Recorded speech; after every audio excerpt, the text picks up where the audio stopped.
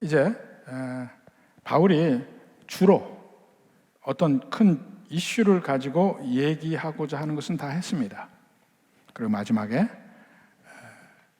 주의 날, 마지막 날에 있을 일에 대한 얘기까지도 했습니다. 이제 그리고 마무리 말을 하는데 끝으로 이 데살로니가 교회에 당부하는 말을 합니다. 전체가 이제 당부하는 말인데 앞뒤로 좀 나눠본 것은 앞에는 주로 그 교회 안에서 성도들의 생활에 대해서 이야기를 하고 뒷부분은 주로 예배에 관한 면입니다. 그래서 예배에 관한 면은 다음에 하고 오늘 앞부분에 생활에 관한 면만을 먼저 함께 보려고 합니다. 여기 보면 그러니까 마지막 인사에서 데살로니가 성도들을 어떻게 대하는지 우리가 알 수 있는 대목이 형제들아라는 말을 계속 씁니다. 형제라는 말. 12절에 형제들아 우리가 너에게 구하노니, 또 14절에 또 형제들아 너희를 권면하노니, 또 이 형제라는 말을 쓰고 또 이 25절에도 형제들아 우리를 위하여 기도하라, 26절에도 모든 형제에게 문안하라, 27절에도 모든 형제에게 이 편지를 읽어주라. 그러니까 형제.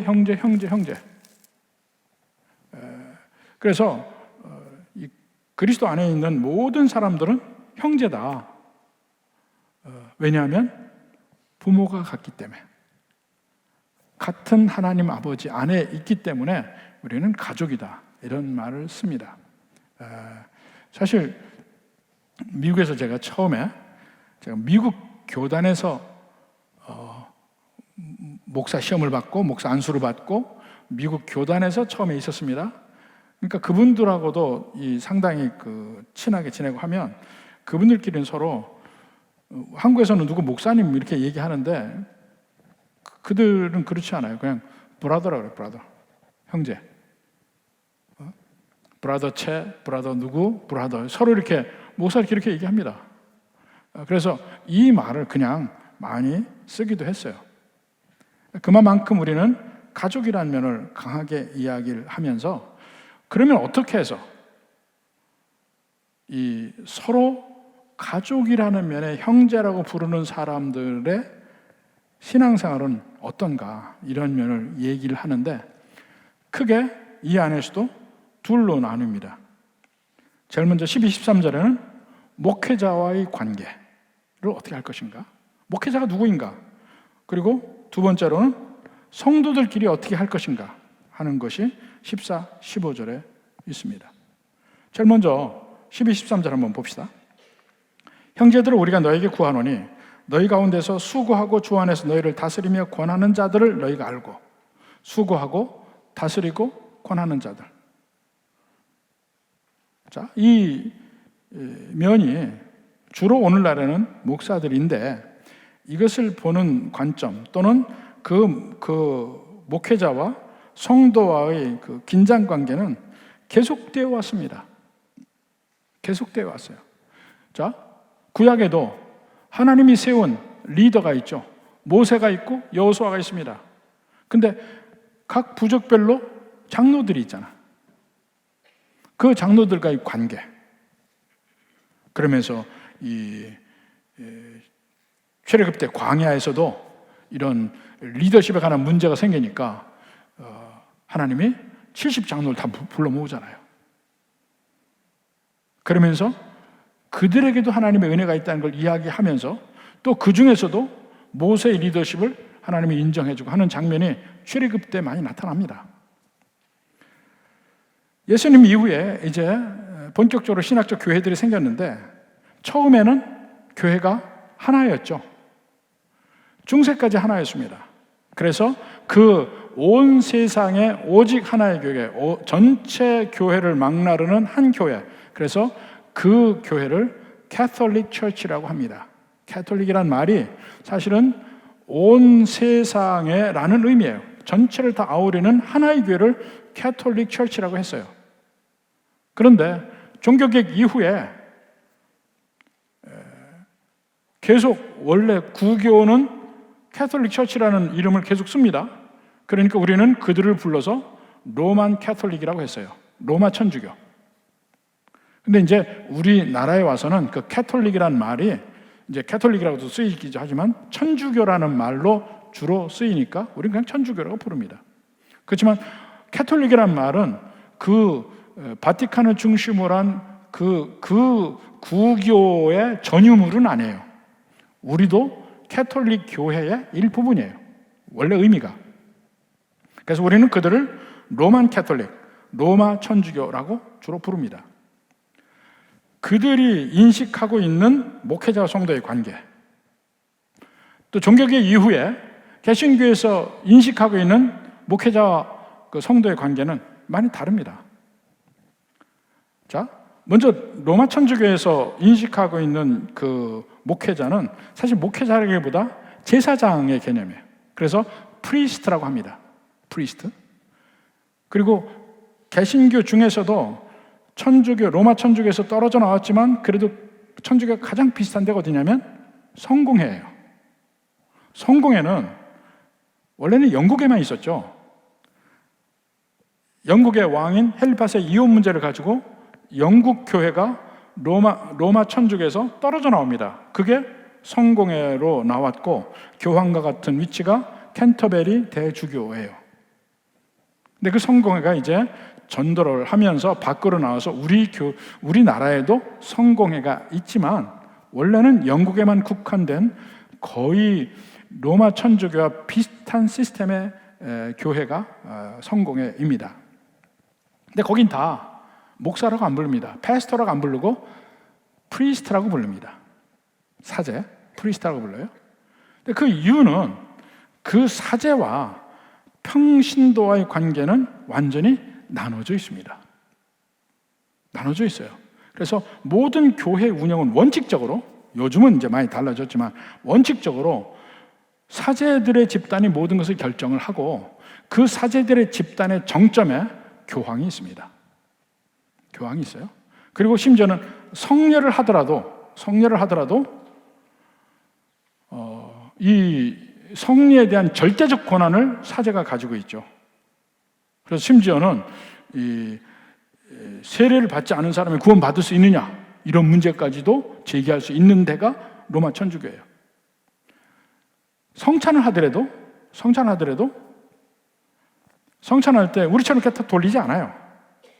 전부 다 줄 서서 나와서 앞에서 무릎을 꿇고 혀를 내밀고 있으면 거기다가 사제가 이 동그란 떡을 하나씩 혀에다가 놔줍니다.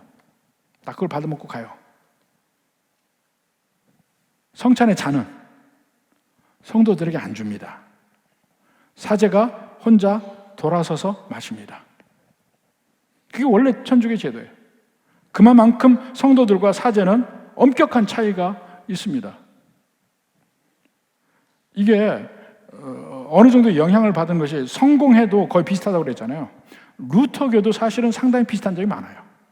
천주교에 가장 가까운 게 개신교 안에서 천주교 가까운 쪽에서 제일 먼 쪽 이렇게 스펙트럼을 놓으면 천주교에 제일 가까운 데가 성공회, 그 다음에 루터교예요.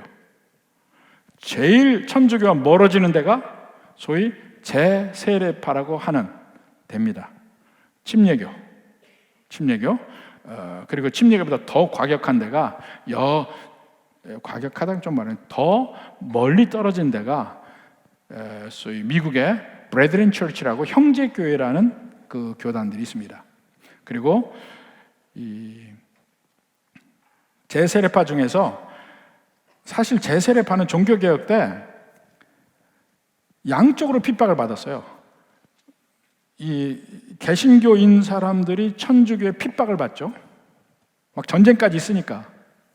그래서 종교 전쟁이 계속해서 생깁니다.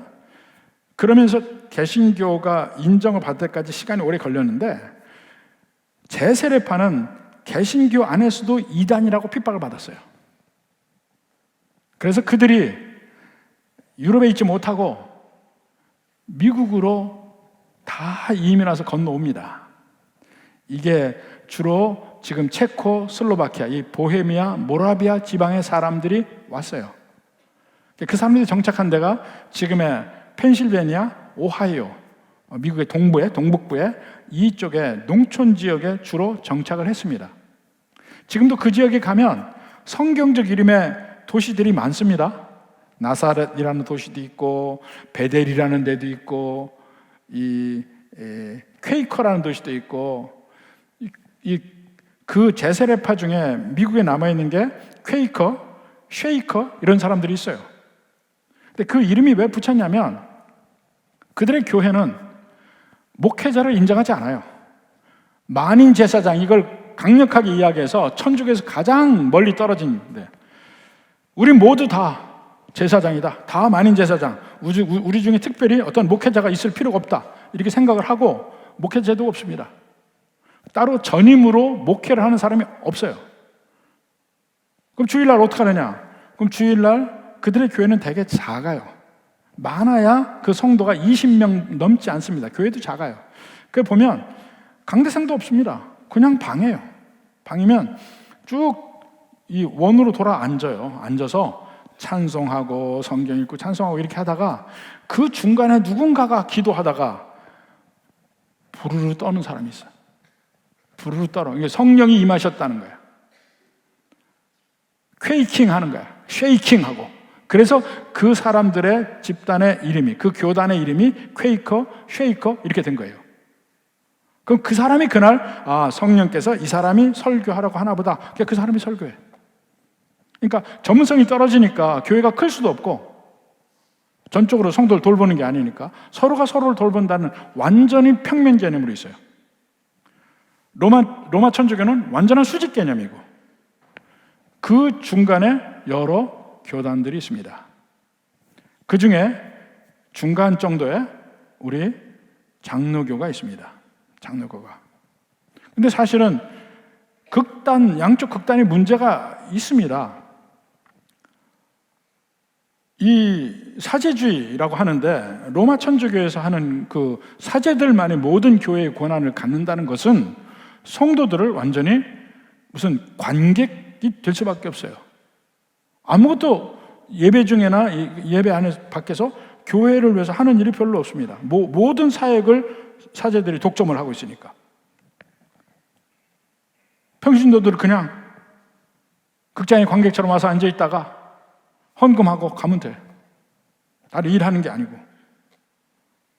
그래서 그런 면에 한 극단이 있고 또 반대의 극단은 반사제주의죠. 거기에 반동으로 반대 극단에 간 게 바로 지금 얘기한 제세례파 이 사람들이야. 근데 과연 그런 면이 성경적이냐? 성경에는 그렇지 않다고 지금 오늘 말씀에도 나오잖아요. 교회를 하나님이 세우시고 교회 안에 은사대로 해서 목회자, 가르치는 자를 세웠다는 얘기예요. 그리고 다스리는 자를 세웠다는 얘기를 합니다. 근데 이것이 그런 교단적인 면에 이런 특징도 있지만 우리 그 전통적인 그 주류의 교회들 안에서도 교회나 목회자에 따라서 이런 특징을 보이는 교회들이 있습니다. 예를 들어 어떤 교회는 모든 면에서 완벽하게 목사 혼자 모든 결정권을 독점하고 있어요. 그리고 거의 교주야, 교주. 그런 교회들이 있습니다. 그래서 성도들은 그냥 와서 당신들은 순종만 하면 돼. 내가 하는 말에 순종만 하면 되고 열심히 헌금하고 그러면 돼. 나머지 일은 내가 알아서 할게. 뭐 이런 스타일. 그런 스타일의 교회가 과연 건강하냐? 건강치 못해요. 성도들이 성장할 일이 없죠. 반대로 반사제주의로 가는 교회들이 있습니다. 그 반사제주의는 그쪽으로 가는 교회는 목사가 있긴 있대. 목사를 허수아비 만들어. 당신은 설교만 하시오. 나머지는 우리 다 할게. 심지어는 어떤 교회는 신방도 못하게 설교만 하라고 하고. 그리고 많은 경우에는 인사권, 재정권을 안 줘. 그러면 완전히 목회자가 목회를 하는 게 아니고 그냥 설교자로서 있는 거예요. 그게 소위 오래된 교회에서 그런 일들이 많이 있습니다. 왜냐하면 목사는 계속 바뀌니까. 거기에 장로와 집사와 이 리더십은 꾸준히 있고 목사는 바뀌니까 그런 일이 일어나기가 쉽다는 얘기예요. 근데 그것도 아니야. 그럼 장로교, 우리가 대부분의 한국교회가 장로교인데 원칙적으로 얘기하면 그 침례교는 장로가 없습니다. 목사만이 장로라고 생각해. 장로가 없어요. 그래서 안수 집사하고 목사만 있어요. 근데 그렇게 되다 보니까 한국의 문화 안에서 교회 리더가 돼도 장로가 아니니까 이게 밖에 나가서 행세가 안 되는 거예요. 그래서 천주교 안에서도 이 성도들이 자꾸 건의하는 거예요. 우리도 장로를 주시오. 그래서 요즘은 한국 침례교는 장로가 있습니다. 근데 원래 침례교는 장로가 있는 데가 아니에요. 그럼 장로교는 어떻게 생겼냐? 이게 사실 이 생긴 유래부터 지금까지 변화를 봐야 오늘날의 우리 교회의 시스템을 이해를 합니다. 우리 장로교 안에서 신학적인 근본은 개혁주의라고 합니다. 근데 개혁주의라는 게 모든 개신교들이 가는 신앙이라는 의미가 아니에요. 개혁주의 안에 지난번에 얘기했죠. 세대주의도 있고 개혁주의가 있고 주로 신학적 기조는 이게 큽니다. 근데 그 개혁주의는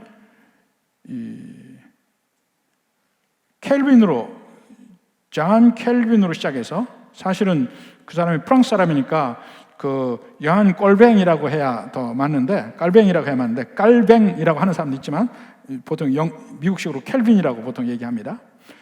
그의 신학적 기조를 중심으로 해서 화라는 네덜란드를 중심으로 해서 발전한 신학의 체계를 Reformed Theology, 개혁주의라고 하고 우리가 그걸 믿습니다. 신학적으로는 그렇고 그건 계속 제가 성경 전체의 일체성을 얘기하면서 계속해서 이야기를 하니까 그거 말고 정치 체제는 장로회 체제를 갖게 됩니다. 근데 그 장로회 체제의 시작이 어디냐면 스코틀랜드예요. 스코틀랜드에 옛날에 봉건 제도가 있을 때부터 시작이 됐죠. 종교개혁 이후도 계속해서 몇백 년 봉건 제도니까. 이게 뭐냐면 원래 시작이 봉건 제도에선 영주에 영지가 있잖아요. 무슨 가문에 영지가 있습니다. 그럼 영지에 한 영주가 있는 곳에 교회가 하나예요. 그 성에 교회가 있어요. 그 유럽에 가보면 성 안에 교회가 있습니다. 그럼 영주가 있는 곳에 교회가 있는데 그 영지 안에 마을은 여러 개가 있잖아요. 영주가 사는 성이지만 여러 마을들이 있습니다. 그래서 각각 그 마을을 중심으로 농사를 짓고 살아요. 그러다가 주일이 되면 각 마을 사람이 다 영주가 사는 그곳에 성에 와서 그 예배당에서 예배를 드리고 갑니다. 이게 전체 다 성도들이에요. 그러면 목사는 영주 자기 레벨에 맞는 사람을 택하는데 주로 스코틀랜드의 수도인 에딘버러 대학을 나온 이 교양 있는 사람을 택해와요. 라틴어도 잘하고 그런 사람 택해와서 주로 목사는 그 영주와 그 가족, 기사들 이 사람들하고 관계를 가져요. 그러면 나머지 성도들은 어떡합니까? 마을마다 리더가 한 사람씩 있어요. 이 사람들이 장로인 거예요. 마을마다. 그러면 교회 전체를 돌봐야 될 거 아니에요. 그래서 그 장로들하고 목사하고 모여서 성도들 전체의 영적 상황을 체크하는 것이 당회의 시작입니다. 그래서 당회는 성도들의 영적 생활을 담당한다는 것이 거기서부터 나왔어요. 영적 생활을 담당해. 그게 이제 우리 마을에 자기 구역이잖아. 자기 구역에 있는 사람들이 어느 집에는 무슨 일이 있고 어느 집엔 무슨 일이 있고, 누구는 지금 신앙적으로 문제가 있고, 어느 집에는 가정에 문제가 있고, 이걸 다 당회에서 이야기를 해요. 그러면 그 문제를 위해서 기도도 하고 해결책도 이야기를 하고 하는 것이 당회였어요. 지금도 당회의 역할 보면 그게 제일 커요. 그게 전통의 의미가 있단 말입니다. 근데 그런 면이 지금 그대로 그 정치 체제를 가지고 미국으로 왔고 또 한국으로 왔고 해서 그 장로의 시스템이 오는데, 미국까지는 그 전통이 계속해서 왔어요. 그래서 어떻게 되냐면 미국의 장로교에서는 리더가 되는 것이 투 트랙입니다. 장로가 되든지 집사가 되든지 둘 중에 하나예요. 집사에서 장로 되는 일 없습니다. 거의 없습니다. 성도들 가운데에서 이 사람이 교회의 리더가 되는데 어떤 특징이 있느냐? 제일 중요하게 보는 것이 가르칠 수 있느냐 없느냐 하는 거야. 또 다른 면에서는 성도들을 아우르는 리더를 할 수 있느냐, 그렇지 않은 리더냐 하는 면을 봐서 어떤 사람은 장로가 되고 어떤 사람은 집사가 됩니다. 두 트랙이에요. 그렇게 해서 장로가 된 사람은 주로 예배를 인도하고, 지금 우리가 보면 구원 예배 같은 거 인도를 하고, 아니면은 모임을 주관하고, 이런 일을 주로 하는 것이 장로의 역할이야. 그리고 신학적 중심을 잡아주고. 그래서 미국의 장로님 중에 일부는 실제 신학교를 다닌 분들도 있어요. 집사는 뭐 하냐면 그런 성도들을 관리하고 가르치는 게 아니고 교회의 모든 필요한 일을 합니다. 어떤 특정한 일들을 해요. 그 중에 중요한 게 재정을 담당해요. 모든 교회의 재정적 출납 담당해요. 그래서 그 재정을 담당하는 일의 가장 중심 인물이 도회계. 그리고 교회에 모든 수리하는 일, 설비를 맡는 일, 모든 것을 그 실질적인 일은 집사회가 하고, 이게 재직회였어요. 근데 그런 면이 우리나라로 와요. 우리나라로 와서는 장로의 시스템이 바뀝니다. 어떻게 바뀌냐면 이제는 서열식이 돼버렸어요. 집사를 하고 집사 중에서 장로를 뽑고, 그 다음에 일이 옛날에 농촌 사회가 아니고 이제 사회가 복잡해지고 전문화되면서 옛날에 당에서 했던 일이 상당 부분을 목회자와 부교육자들이 다 해. 그리고 실제 성도를 돌보는 것을 새로운 시스템으로 만들어서 구역들이 있어요. 그래서 지금 현재 옛날에 장로님들이 했던 일에 가장 근접한 일이 뭐냐면 교구장이에요. 교구장. 성도를 돌보는 일. 교구장으로서 각 지역과 구역을 돌보고 담당하는 일을 하지만, 이제는 옛날처럼 사회가 간단하고 복잡하지 않아서 자기 일을 하면서 동시에 성도를 돌보는 일을 하는 것이 거의 불가능해졌어요. 그래서 성도를 돌보는 일을 상당 부분 교육자들, 부교육자들에게 넘어간 겁니다. 그리고 한국교회에 또 새로 생긴 게 있습니다. 그게 뭐가 생겼냐면 서리집사라는 제도가 생겼어요. 서리집사는 전 세계 어떤 곳에도 없습니다. 원래는 집사가 있고 장로가 있고 목사가 있어요. 권사제도도 한국교회에 유일합니다. 근데 미국교회에서는 한국교회 권사제도에 대해서 상당히 좋게 생각해. 전에 권사회에서 한번 얘기를 했지만은 그 성경적 근거를 찾아요. 우리 한국교회에서 권사가 있게 된 이유가 뭐냐면, 선교사들 와서 보니까 남녀 7세 부동석이야. 선교사들은 대개 남자고, 성도들 돌봐야 되는데, 예수 믿는 사람이 막 생겨요. 남자자 생기는데 성도를 돌봐야 되는데 여자 성도를 어떻게 할 것이냐 이거예요. 돌볼 사람이 없어요. 왜냐하면 남자 여자 만날 수가 없으니까.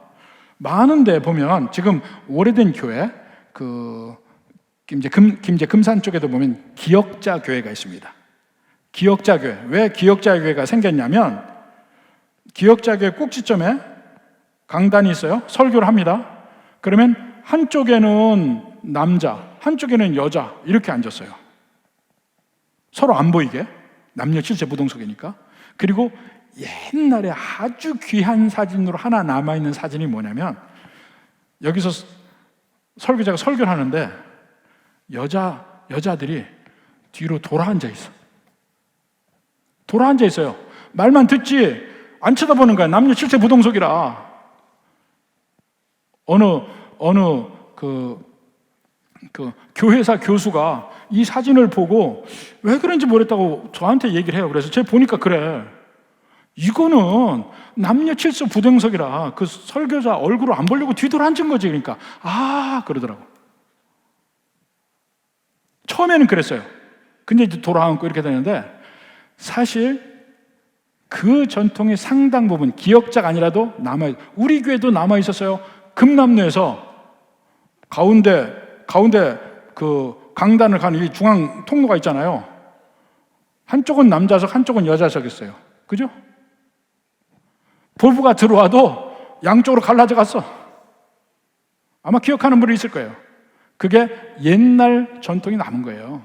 그래서 여자들을 돌보는데 필요해. 그래서 여자 전도사를 세우고 전도자를 세우고 이러다가 권사제도가 생긴 겁니다. 여자를 돌보기 위해서. 그러니까 권사제도, 서리집사제도 한국교회에 독특해요. 근데 그러다 보니까 원래 교회의 이 연중에 하는 일을 어떻게 할 것인가 이걸 얘기하고 해야 되는 것이 사실은 재직회입니다. 근데 재직회가 서리집사까지 다 들어오다 보니까 매번 공동회의야. 재직회 서리집사 아닌 사람이 별로 없어요. 교회 성도의 한 70, 80%가 서리집사까지 다 되는 거야. 그러니까 재직회가 원래의 의미를 잃게 되는 겁니다. 공동회의를 대치해. 그래서 당회는 그러다 보니까 미국 교회에서부터 특징이 어떤 게 있냐면 유럽에서부터 미국으로 와서 교회를 세워요. 교회를 세우는데 미국의 특징이 모든 단체는 법인화하기 시작했습니다. 법인화하지 않으면 인정을 받지 못했어요. 그래서 심지어는 미국에서 건너온 교회까지도 법인화를 했습니다. 인코퍼레이션을 했어요. 그럼 인코퍼레이션 할 때 필요한 게 뭡니까? 이사회가 필요해요. 이사회가. 그래서 처음에 오자마자 교회를 세우면서 교회마다 이사들을 처음에 세웠어요. 근데 이사들을 세우고 나서 그 다음에 교회가 성장하면서 점점 장로와 집사를 세워야 되잖아요. 근데 장로와 집사를 세우는데 이 초창기에 이사와 장로들이 서로 달라요. 달라. 그러니까 교회적인 면에서 리더들은 장로들인데 법적인 면에서 권한을 가진 사람은 이사들이에요. 그래서 제가 미국에 있을 때도 좀 오래된 교회들이 그 문제로 갈등이 있는 교회들이 많이 있었습니다. 이사들과 장로들과 이 갈등. 다르니까. 근데 정작 교회 결정을 당회에서 많이 내려도 이 사회에서 통과하지 않으면 사회법에서 인정받을 수가 없는 거야. 이런 문제들이 생겼습니다. 그러다가 한국으로 와서 이렇게 시스템이 바뀌면서 이제 한국교회 당회는 거의 그 이사회에서 실행하는 일들을 많이 하게 되니까 재정적 책임도 갖게 되고 거기서 일을 하게 되는데 상당히 사실은 목양적 일은 교육자들에게 넘어갔어요. 그럼 일은 뭐냐? 그 하는 일에서 같이 의견을 모아서 목사를 도와서 같이 결정을 하고 이러는 일로 바뀐 겁니다. 그리고 각 부서별로 리더 역할을 하고 그래서 원래는 재직회에서 재정보고는 도회계가 합니다. 공동회에서 재정보고는 재정부장이 합니다. 이게 다른 거예요. 그러니까 옛날에 제가 처음에 우리 교회 왔을 때 당회를 하는데 도회계 와서 보고를 해요. 그러고 나더니 보고를 끝나고 나서 누가 다 끝나니까 결의합시다 그러니까 그 법을 잘 아는 장로님 한 분이 이건 결의하는 게 아닙니다. 이건 우리가 그냥 보고만 받는 겁니다. 왜냐하면 당의 일이 아니니까, 재정의 일이 재직해서 해야 되는 일이니까. 그렇게 편법적으로 일을 합니다. 왜냐하면 실질적인 시스템이 바뀌었는데 법은 옛날 거니까 그 옛날 법에 맞춰 보니까 도회계에게 당해서 보고는 하게 하고 결의는 하지 않고 결의는 재직회나 공동에서 하게 되고 이러는 편법이 되는 겁니다. 그러니까 지금도 각 교회마다 갈등의 요소가 있는 게 뭐냐면 옛날 원래 장로교법은 원래 스코틀랜드 그 환경에서 만들어진 법과 정신을 가지고 그냥 가져왔어요. 근데 지금은 미국에서 한번 거쳐서 바뀌었지, 우리나라 와서 훨씬 많이 바뀌었지. 그런데 원칙적으로 옛날 걸 데리고 와서 하니까 문제가 생기는 거야. 그렇지만 은혜롭게 그런 걸 인정을 하고 서로 함께 힘을 합해서 그 일을 하게 되는 것이 대부분의 한국 교회라고 생각을 합니다.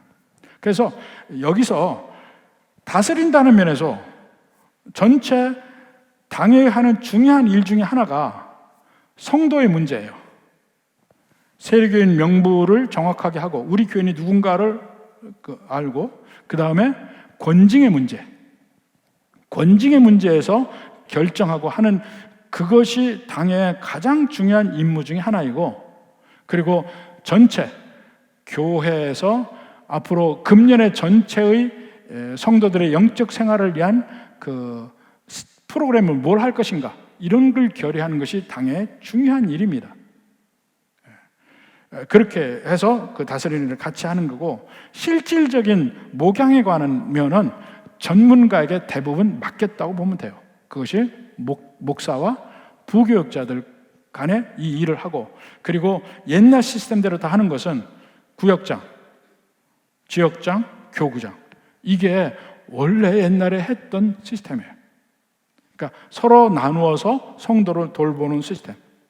이것이 두 가지가 완전히 목회자만 하는 일이 아니고 완전히 목회가 없이 하는 것이 아니고 서로 평신도와 목회자들이 함께 힘을 합해서 목양에 같이 동참하는 면, 이렇게 만드는 것이 우리 교회에서는 훈련을 통해서 그 작은 목자를 만드는 그런 일들을 하고 있는 것이 바로 그 일을 감당하는 것입니다. 이것이 알아지고 나서 그렇다면 자 한번 봅시다. 목회자의 역할의 12절에 보니까 목회자가 어떤 역할을 하냐면 너희 가운데서 수고하고 주 안에서 너희를 다스리고 권하고, 이 세 가지. 너희 가운데 수고한다. 수고한다는 것이 우리 보통 그 미니스트리라고 합니다. 사역을 하는 것. 이것이 레이버라고도 하고 어떤 힘을 들여서 힘든 일을 하는 것, 예를 들어서 농사나 땀 흘리는 일, 이런 걸 얘기할 때 쓰는 말이에요. 사실 목사가 하는 일은 다양합니다. 아주 다양합니다. 근데 많은 분들이 처음에 피상적으로 알 때는 목사는 그냥 주일날 설교하는 사람이라고 생각을 해요. 제가 처음에 목회할 때 처음 있는 성도가 그러더라고요. 아니, 목사님은 참 편하고 쉬울 줄 알았어요. 주일날 설교하면 일주일 동안 놀잖아요. 근데 가까이서 보니까 아니네요. 그런 얘기를 하더라고요. 사실 목사 하는 일은 물론 중요한 게 말씀을 준비해서 설교하고 가르치고 하는 일을 하지만 또 훈련하는 일, 신방하는 일, 상담하는 일, 이런 일도 많이 있죠. 그리고 무엇보다도 목사는 세상적인 면으로 이야기를 하면 일종의 목사도 감정 노동자야. 감정 노동자. 그 성도들의 아픔을 나도 같이 느끼고 또 괴롭히는 사람도 있어요. 목사를 괴롭히는 사람, 정신적으로 괴롭히는 사람이 있다니까. 한둘 있을 때 있고 많을 때도 있고. 근데 한 가지 분명한 건 크고 작은 교회 어디나 없을 때는 없어요. 없을 때는 하나님이 꼭 붙여주는 것 같아. 훈련시키느라고. 근데 수고하는 자다, 이 면은 잘 인식을 하라 하는 겁니다. 두 번째는 주 안에서 다스린다. 이 다스린다 하니까 완전히 위에 군림하는 식으로 목회자도 생각하고 성도도 그렇게 느끼는 경우가 있는데 그건 아닙니다. 여기서 다스린다는 것은 가장 비슷한 면이 뭐냐면 목자가 양을 치는 거하고 똑같아요. 목자와 양의 관계. 양떼를 몹니다. 다른 방향으로 가는 양이 있으면 쫓아가서 바른 방향으로 가게 해주고 또 바른 방향으로 가도록 그 방향을 지시를 해주고 이끌어가고 푸른 초장으로 갈 수 있도록 해주는 일이잖아요. 그것만 합니까? 그 중에 어느 양이 병들었는 거 봐야 되고 털이 길었나 보고 그러면 털이 긴 양들은 자 여름이 되기 전에 한번 깎아줘야 돼. 다 불다 깎아줘야 돼. 그리고 또 내버려 두면요 양들이 젖통이 통통 붑니다. 그러니까 빨리 데려다가 젖을 짜줘야 돼. 안 짜주면 큰일 나요. 굽도 이렇게 올라가고 이렇게 올라가고 안 깎아주면 잡아다 깎아줘야 돼. 도대체 양들이 인간이 없이 어떻게 사는지 기록이 없어요. 양이 인간이 없이 살았다는 기록이 없어. 염소는 살아요. 양은 못 살아요. 다 깎아줘야 돼. 다 해줘야 돼. 근데 전번에 보니까 엄청나게 한 3년, 4년 털을 안 깎아서 털 속에 파묻힌 양을 하나 봤어요. 영국에서 영국의 이 서쪽은 이 절벽으로 되어 있습니다. 절벽으로 해안선이 절벽으로 되어 있는데 이 양이 한 마리가 길을 잘못 가서 그 절벽 아래쪽으로 떨어진 거야. 근데 떨어져서 살았어요. 근데 절벽 아래쪽에 해안가인데 아무데도 그쪽으로 가는 길이 없어. 길이 없어. 그래서 그 밑에서 풀은 있고 하니까 이 양이 한 3, 4년을 사는 거예요, 그냥. 근데 위에서 목자들이 보니까 저거 그대로 두면 큰일 나겠거든. 그래서 3, 4년 만에 아예 줄을 타고 내려가서 그 양을 구해냅니다. 근데 구해내는데 양은 뭐 도망 다니죠. 근데 악착같이 붙들어서 데려와서 가둬놨는데 그 가둬놓은 걸 사진으로 찍었는데 가관이에요. 온 몸에 이 틱들이 붙어 있고 뭐 벼룩 이런 것들이 있고 그리고 제일 이 그 아랫도리가 막 그 피부병으로 상처가 나서 근데 그 털 속에 잘 보이지도 않아. 그래서 제일 먼저 딱 잡아놓고 털을 깎더라고. 딱 깎으니까 멀쩡해져요.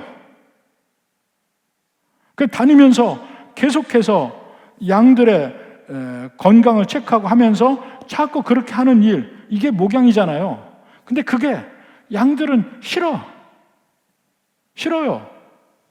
내버려 뒀으면 좋겠어요. 근데 내버려 두면 안 되잖아요. 건강도 해치고 죽을 수 있잖아요. 그게 목사의 섬김의 핵심입니다. 목양이 이러라 저러라 하는 거 목자가 양에게 하듯이 하는 거예요. 자기가 군림하려고 했다면 그 사람은 목자가 아니에요. 성도를 위해서 감싸고 방향을 정하고 권면하고 이렇게 뭐든 하는 것이 근본적으로 성도들의 영적 건강을 위해서 하는 겁니다. 그리고 그 관계가 계속해서 신약에서 교회가 뭐와 같다 그럽니까? 몸과 같다 그러잖아요. 몸. 한 몸이에요. 한 몸은 전체가 밀접하게 서로 상호 작용을 해야 됩니다. 서로 협력이 돼야 돼. 그러면 그 협력의 중심에 머리가 있잖아요. 협력의 중심에. 그럼 머리가 하라는 대로 몸이 다 해야 되잖아요. 안 하면. 우리 한 몸인데 몸 안에 머리가 얘기한 대로 안 하는 것들이 있다면 그거 어떻게 됩니까? 그게 암이에요. 그게 암이야. 제멋대로 하는 거잖아. 왜 머리 네가 명령만 하냐? 나는 싫다. 그게 암이라니까. 그리고 또 몸에 비유해서 머리는 전체 각 지체에 이렇게 저렇게 지시를 내리지만 그 모든 것의 근본은 다 몸의 지체에서 오는 정보를 바탕으로 지시를 내리는 거야. 눈으로 봐서 막 저기서 몽둥이가 날아오면 피하라. 그러면 피하는 거야. 눈이 봐야 되잖아. 발이 빠지면 야, 발 빠진다. 빨리 빼라. 빠지는 걸 먼저 알아야 되잖아. 근데 거기서 뇌로 가는 거 아니에요. 마찬가지입니다. 제가 우리 교육자들에게 얘기합니다. 교육자들의 한마디로 얘기하는 것이 나를 이기라. 제가 어떻게 판단하는 게 있잖아요. 그렇지만 저보다 성도들과 더 밀착되어서 밀접해서 성도들의 상황을 아는 것은 부교육자들이니까 제가 내리는 판단이 잘못됐다는 얘기를 합리적으로 나를 이해시키라는 거예요. 저는 그 사람이 좋아요. 제가 하는 말에 무조건 예의하고 다 따르는 사람은 위험한 사람이야. 저한테 교회적으로도 위험한 사람이야. 아닌 거를 얘기해 줘야 돼. 그들이 더 잘하니까. 그리고 제가 그들에게도 얘기합니다. 성도들의 소리를 들으라. 당신들이 들어야 돼. 그 사정을 현지에서 직접 일하는 사람의 목소리가 제일 커야 되고 들려져야 돼. 나한테까지 들려져야 돼. 그래야 바른 판단할 수 있어요. 근데 어떤 경우를 보면요, 야야야 이거 목사님 알면 큰일 난다 하고 덮는 경우가 있어요. 세상에 그런 경우가 있습니까? 교회 안에 들어가는 모든 일을 제가 알아야죠. 그래야 바른 판단할 거 아닙니까? 독재는요, 그 사정 아무 관계없어 자기가 하고 싶은 대로 하는 게 독재예요. 그렇지만 어느 것이 성도에게 가장 유익이 되는가를 집중적으로 봐가면서 거기에서 교통정리할 뿐이야. 교통정리하는 거예요. 그러니까 가능하면 정당한 정상적인 정보는 계속해서 교육자들에게 알려져야 되고 제게 알려져야 돼. 어떤 게 보면 기가 막힌 것이 성도들끼리 뭐가 있는데도 교육자한테 얘기를 안 해. 많은 경우에요. 교육부서도 그렇고 어느 부서에서 그 교육자에게 문제가 있는데 우리 성도들은 말을 안 해. 꼭 나중에 떠나고 나서 들어. 떠나고 나서 사실은 그분이 이랬어요, 저랬어요. 제가 화가 이렇게 나지. 진작 얘기하지. 진작 얘기하지. 그런 일들이 한두 번 있었던 게 아닙니다.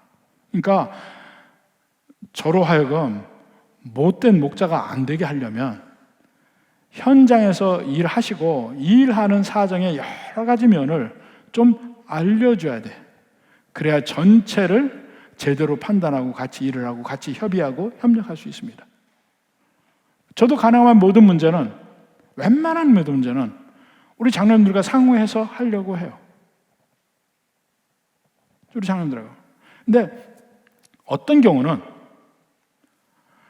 말할 수 없는 경우가 있어요. 왜냐하면 분명히 이건 이유가 있어서 이렇게 행동을 해야 돼. 이런 결정을 해야 되는데 이 이유를 얘기하면 여러 사람이 다치고 문제가 심각해져요. 그래서 말을 할 수가 없어. 그래서 내리는 결정들이 있습니다. 근데 그때는 어떻게 해요? 그냥 목사 하는 말 들으셔요. 그러고 끝나요. 그러면은 또 목사가 독재한다, 지 맘대로 한다 이 소리 들어요. 그렇지만 속사정이 있는 거야. 사실은 그 말을 하면 안 되기 때문에 다 모든 걸 제가 머금고 품고 그냥 이렇게 결정합니다 하고 얘기하는 것 뿐이지 사실은 다 이유가 있습니다. 아마 은퇴하거나 얘기할까? 이유가 있어요. 그러니까 그런 면에서는 좀 믿어줬으면 좋겠어요. 세 번째로, 권하는 자, 꾸짖는 자. 이것은 권면해야 되는데, 사실 이 권면할 때도 목회자는 일방적인 얘기가 아닙니다.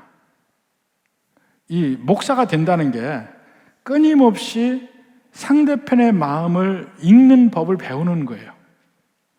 특히 한국교회에서는 그게 더 강합니다. 왜 강하냐면 표현을 안 해요. 성도들이 표현을 안 해. 모르잖아요. 근데 몰라서 표현을 안 하니까 모르는데, 표현 안 하면서 시험 들어. 신방 안 와도 돼요, 안 와도 돼요. 근데 신방 안 가면 시험 들어. 그런 일들이 한두 번이 아니에요. 제가 미국에서 목회할 땐 편했습니다. 왜냐하면 거기는요, 있는 대로 다 얘기해. 목사님, 이거 원합니다. 이건 원치 않습니다. 있는 대로 얘기해요. 식사할 때도 더 드시겠습니까? 아니요, 그만 먹겠습니다. 그러십니까? 끝나요. 근데 우리는 뭐예요? 더 드셔야죠. 더 드셔야죠. 물 갖다 부어. 진짜 배불러서 먹기 싫은데도.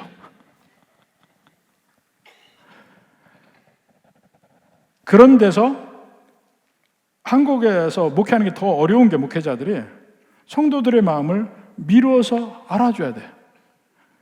그게 훈련이 돼야 돼. 그게 안 되면은 목회를 못 합니다, 한국은. 제가 잘 아는 이 목회에 성공한 분들, 소위 큰 교회를 본인이 이룬 분들 있잖아요. 이런 분들 옆에서 보면 대단해. 같이 옆에 일하는 사람들의 마음의 상처가 안 되도록 하면서 일을 되게 하는 그 면을 옆에서 볼 때 너무너무 기가 막히게.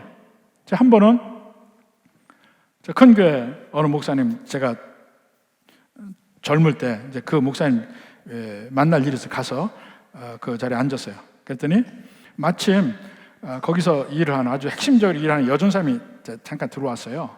근데 그분이 제게 그 미국의 신학교의 선배대, 좀 한 5, 6년 선배되는 분이에요. 나이도 좀 위고. 근데 그 담임 목사님이 하는 말이, 전사님, 우리 최 목사님 왔는데 후배 되죠? 네. 사랑하는 후배 왔는데 한번 전사님 차 한번 대접해줘요. 어차피 차를 대접하는 건데 전혀 그분이 마음에 씁쓸함이 없고 자진해서 할 수 있게끔 한마디 하는 거예요. 어떻겠어요? 저보다 신학교 선배인데 여자니까 안수를 안 받았잖아. 그러니까 그 큰 교회에서 중추적인 역할을 하지만은 여전사님으로 일을 해요. 저는 후배지만 안수를 받고 목사가 돼서 오히려 대접받는 위치가 되니까 그분의 마음을 이해를 해주면서 얘기하는 거야. 후배에게 차 한 잔 대접을 해주라. 저는 그렇게 하면서 큰 교회 목사님 그냥 되는 게 아니구나. 상대편 마음을 꿰뚫고 이해를 하고 하는구나 하고 생각했어요. 그러니까 어떻게 하든지 저는 성도들의 마음을 이해하려고 노력하거든요. 근데 한계가 있어요. 한계가 있어. 그래서 부격자 소리 듣고 성도들의 소리 듣고 계속해서 소리를 듣는 거예요. 들으면서 제가 하는 판단이 잘못되지 않기 위해서 노력합니다. 그래서 전체적인 한꺼번에 한 몸처럼 돌아가는 데서 자꾸 튀는 일을 하게 되면 문제가 생기죠. 그 말에 순종하지 않는 것에 문제가 생기죠. 그럼 어떻게 합니까? 그러면 계속적으로 그 문제가 있고 다른 성도들에게 본의 안 되고 피해가 된다면 어디로 가요? 권징으로 갈 수밖에 없어요. 이게 다른 얘기합니다. 데살로니가 교회의 이야기입니다. 데살로니가 후서 3장 14절 보면 누가 이 편지에 한 우리말을 순종하지 아니하거든. 있잖아요. 순종하지 아니하거든. 그 사람을 지목하여 사귀지 말고 그로 하여금 부끄럽게 하라. 사귀지 말래요. 내치란 얘기야. 이것을 당회에서 합니다. 이것을 장로들하고 같이 하는 거예요. 이것이 자주는 안 됩니다. 그렇지만 이것이 있다는 자체, 이것이 살아있다는 자체가 교회에서 가장 중요합니다. 교회가 교회답다는 마크가 있습니다. 교회의 마크 중에 하나가 교회에 권징이 있다는 거예요. 예배가 있다, 권징이 있다, 뭐 이런 겁니다. 그러한 목회자들이 하는 일 세 가지를 얘기했죠. 너희를 위해 수고한다, 주 안에서 다스린다, 그리고 권한다, 권면한다. 사실은 그 밑에 꾸짖는다는 말이 있어요. 권계한다. 그럴 때 목회자 역할이 이러할 때 그들을 향한 성도들의 자세를 뭐라고 합니까? 너희가 알고, 그 다음 13절에 그들의 역사로 말미암아 하는 일, 그들의 워크, 그들의 일로 말미암아 사랑 안에서 귀히 여기며 화목하라. 너희끼리라는 것은 목사와 성도 간의 관계에서 서로 화목하라, 이런 얘기입니다. 우리 교회에서는 그야말로 한두 명 빼놓고는 저를 정말 다 귀히 여기는 것 같아요. 한두 명이 아니고 3명인지는 잘 모르겠는데 하여튼 그런 것 같아요. 그러니까 딴맘이 있는 사람 나중에 드러나요. 결국은 드러납니다. 끊임없이 목사를 음모론에 입각해서 색안경 끼고 목사가 어떻게 하는가, 목사가 혹시 지 맘대로 돈을 맘대로 쓰고 그런 거 아닌가, 이런 식으로 계속해서 항상 의심의 눈초리로 보는 사람도 있습니다. 그리고 어떤 사람은 아예 자기 사명이 목사를 견제해서 목사를 목사답게 만드는 역할이라고 생각을 해. 그래서 자꾸 흔들어요. 근데 그런 역할은 성경에 어디 봐도 없어요.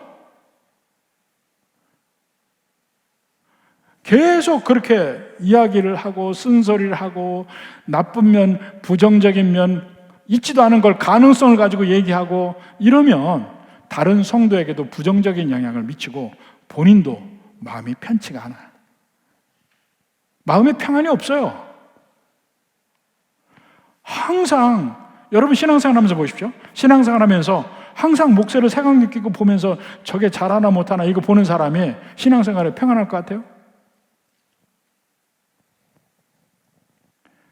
왜냐하면 저는 인간이기도 사람이기도 하지만 목사라니까, 목사는 하나의 직책이고 하나님이 세우신 거예요. 제가 잘나고 못하고 하고 이 목사로 세우셨다는 것은 조금 별개의 면이 있습니다. 이번에 특세하면서 기도받은 분들 많잖아요. 그 기도받은 분들이 저를 보고 기도받는 거 아니에요. 저를 통해서 하나님의 기도를 받는 거예요. 제가 완전합니까? 제가 완벽합니까? 아니에요. 죄인이야. 부족한 사람이야. 그렇지만 제가 기도할 때 제가 기도하는 게 아니라니까. 저를 통해 하나님이 복을 받는 기도를 하는 겁니다. 그러니까 저 가지고 생각하지 마셔요. 하나님 앞에 무릎 꿇은 거고 하나님의 기도를 받는 거예요. 교회 전체도 마찬가지입니다. 저를 세우신 게 하나님이 저를 세우신 거 아니에요. 그럼 제 인간적인 면과 별개로 목회자로서 인정하고 목회자로서 귀히 여기고 그런 면이 성도들에게 필요해. 그게 여러분의 신앙생활이 건강해지는 일이에요. 그리고 이제 두 번째요. 서로 어떻게 사랑할까? 잠깐 끝내겠습니다. 서로 어떻게 사랑할까? 사람에 따라서 다르게 대하잖아요. 먼저 게으른 자를 권계하라. 근데 게으른 자는 그냥 게으르다는 것뿐만 아니고 더 설명이 데살로니가 후서에 나옵니다. 데살로니가 후서 3장 11절 봅시다. 우리가 들은즉 너희 가운데 게으르게 행하며 도무지 일하지 아니하고 일을 만들기만 하는 자. 이게 여기서 얘기하는 그냥 게으르기만 한 게 아니에요. 자기는 해야 될 일 안 하면서 다니면서 이리 찝쩍 저리 찝쩍 하면서 교회에 여러 군데 일을 더 그르치게 만드는 사람이 있어요. 열심히 일하려는 사람들이 힘만 빼놓고 이런 사람들이 여기서 말하는 사람들이에요. 교회를 어지럽히고 시끄럽게 하고. 근데 그런 사람들에게 뭐라고 얘기합니까? 12절에 우리가 명하고 주 예수 그리스도 안에서 권하기를 조용히 일하여 자기 양식을 먹어라. 조용히 해. 네 일이나 잘해. 이 이야기입니다. 자꾸 교회 안에서 이거 저거 참견하지 말고 네 일이나 잘해. 두 번째로 마음이 약한 자들을 안위하라. 이 마음이 약한 자들은 구원의 확신에 굳건히 선 사람들이 아니에요. 흔들려. 그러니까 눈앞에 지금 환란이 임한다고 하니까 마음이 흔들흔들 하는 거야. 두려워요. 그 사람들의 마음을 잡아주라는 거야. 위로해주고 격려해라는 거예요. 격려. encourage 하라는 거예요. 또 죽는 사람이 생기잖아요. 아니 이 사람도 어떻게 됐지? 예수 믿는 사람들이 죽었어. 안 죽어야 되는데. 그걸 설명을 했고 바울이 그 사람들이 먼저 부활한다는 얘기를 했고 나중에는 함께 천국이 있다는 얘기를 하고 그 사람들을 encourage 하는 거예요. 격려하는 거예요. 그러니까 마음이 약한 자 안위하라. 그 다음에 힘이 없는 자들. 마음이 약한 자들은 영적인 문제예요.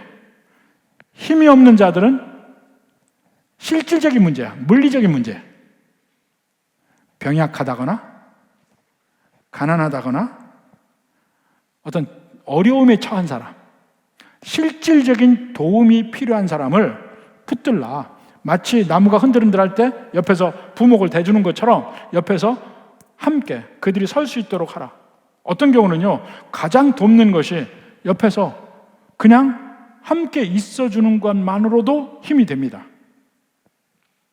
슬퍼하는 사람, 말로 위로를 못할 때가 많아요. 가장 대표적인 예가 자식을 잃은 성도. 나이가 어떻게 되든 관계없이 자식이 먼저 가면 그 슬픔을 어떻게 주체를 할 수가 없습니다. 부모로서. 저도 위로할 길이 없어요. 그럼 어떡합니까? 옆에 앉아 있어 주는 것밖에 없어. 같이 차 마시고 앉아 있고. 여러 구역 식구들이, 구역장님들 할 일이 그거밖에 없어요. 막 말로 위로할 수 없어. 너무 슬픈 일은 같이 있어주는 것밖에 없어.